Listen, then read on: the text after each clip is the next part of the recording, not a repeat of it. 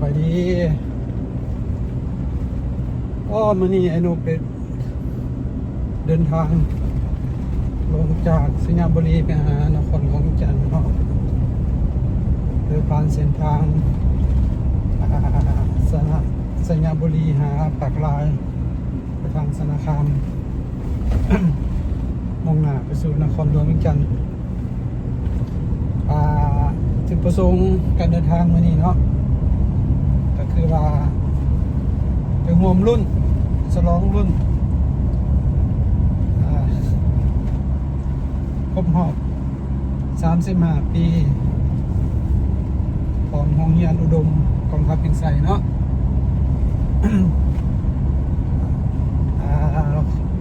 ไอ้นกเฮียนรุ่นไอ้นกเฮียนที่ว่ารุ่นปี1989หา90อุดมโรงเรียนทางไสจบอยู่โรงเรียนครูบาเจียงแขวงจำปาสักจากนั้นมาฮอดปัจจุบันนี่ก็35 ปี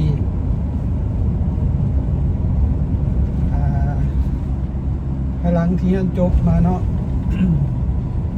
หมู่ครูทุกคนก็แยกย้ายกันไปใส่ชีวิตของใครของมันเนาะบางคนก็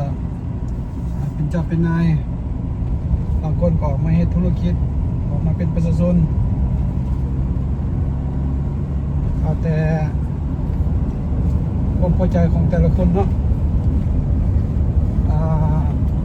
35 ปีที่พวกเราได้จากกัน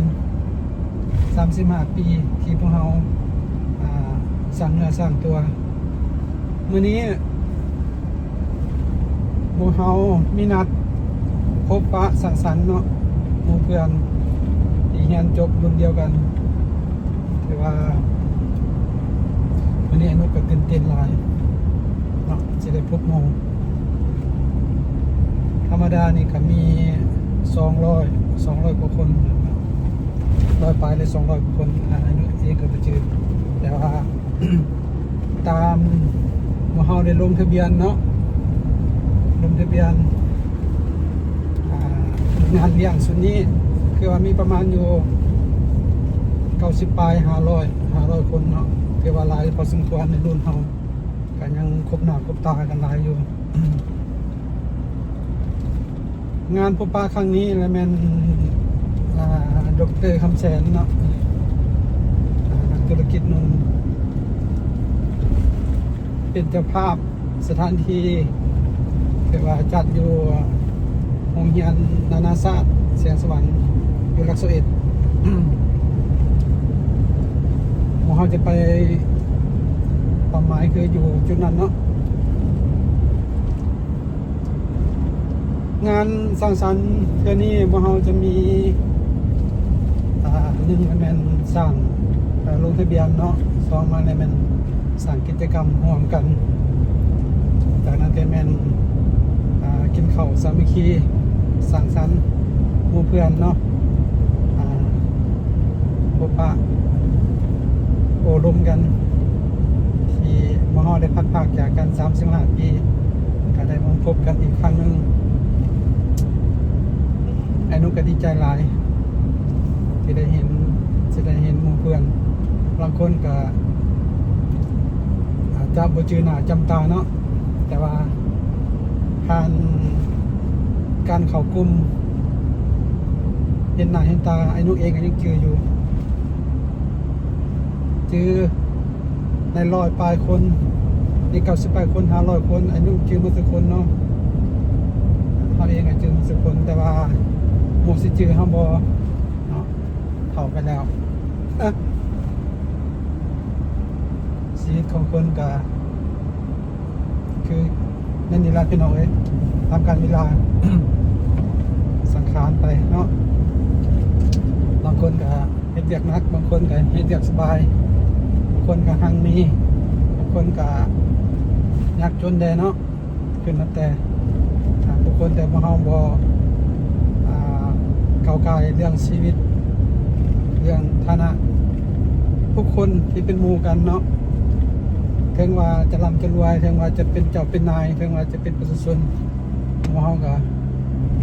เป็นหมู่กันเหมือนเดิมเนาะหักแพงกัน แต่ว่า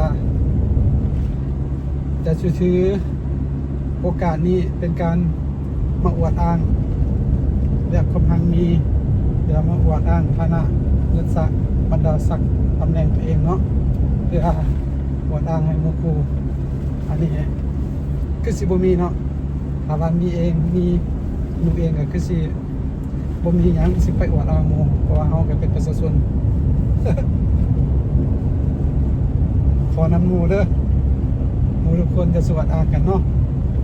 เอาคือหมู่กันสมัยเฮาเฮียนนำกันเฮาก็เคยกินข้าวหม้อเดียวกันเนาะทุกสุขอะไรเฮาฮู้กันหมดแต่ผ่าเส้นหน้าห้อยอยู่เพียกมันยังคมพายก็รั่วไปหมดเลยบางเทื่อมันใช้ชีวิตร่วมกันสมัยยังน้อยเนาะเป็นนักเรียน ผ้าเช็ดหน้าผ้าอาบน้ำก็ยังไปใส่โครงการเนาะติดขี้กาขี้ฮิต ชีวิตมีทุกข์มียากเอาเคยผ่านพาห่วมกันเนาะคิดถึงสมัยนั้นแล้วเขาก็คิดออกมาว่าโอ้ชีวิตของพวกเราเคยห่วมทุกข์นำกันแล้วแต่บ่ต้องดราม่าแบบสบายใจก็ต้องรังเกียจกันเนาะถึงว่าชีวิตของคนมันต่างกันเนาะใครไปได้ดีก็ขอสมเชยทุกคนเนาะไปยังขาดเคินยังไปบ่หอดบ่ถึงเขาก็ช่วยเหลือกันร่วมสู้กันเนาะเบิ่งแย่งเอากันเด้อพี่น้องเด้อเด้อหมู่ครูเด้อมาสุกคนเอาตอนนี้นุกยังเดินทางอยู่เนาะ เมื่อแรงเราได้พบกันอีกแล้วก็มีตอนต่อไปเนาะไอ้นุกจะเอาภาพบรรยากาศการเต้าโฮมการสร้างสรรค์อารมณ์ให้พี่น้องนะครับชมเนาะหมู่ครูรุ่นเดียวของไอ้นุกผสมมันมีไปได้เฮ็ดธุรกิจอันใด